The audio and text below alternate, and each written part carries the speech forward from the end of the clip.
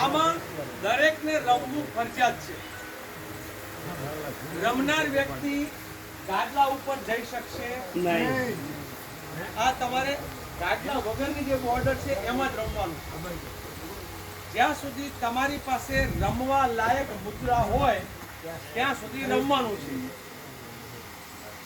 વચ્ચે વચ્ચે હું એમ કહીશ, પહેલી વખત તમારે 1 થી પણ રમી શકો, 20 થી પણ રમી શકો. પછી નિયમ બદલી મિનિમમ 5, તો 5 થી ઓછે રમાશે નહીં. હું કહીશ મિનિમમ 10, તો 10 થી ઓછે રમવાનું. 10 નો નિયમ જીતો હોય 10 થી ઓછે રમે અને 10 થી 9 નીકળે તો લઈ લેવાનું, એ હારી ગયા. નિયમનો ભંગ થાય એટલે એ બાજી હારી ગયા. બીજું, ડાબો જમણો બધા હાથ પવિત્ર જ છે, પણ એક નિયમ તો રાખવો પડે. મોટા ભાગના જમણેરી હોય, 2-4 ડાબેરી હોય, બાકી બધા જમણેરી હોય. એટલે જમણા હાથમાં રાજમાં રાખીને જ આપવાનું.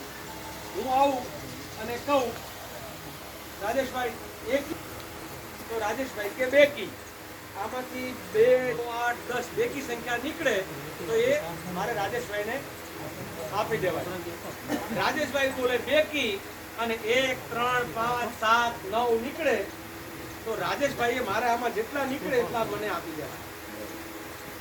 એટલે જજમેન્ટ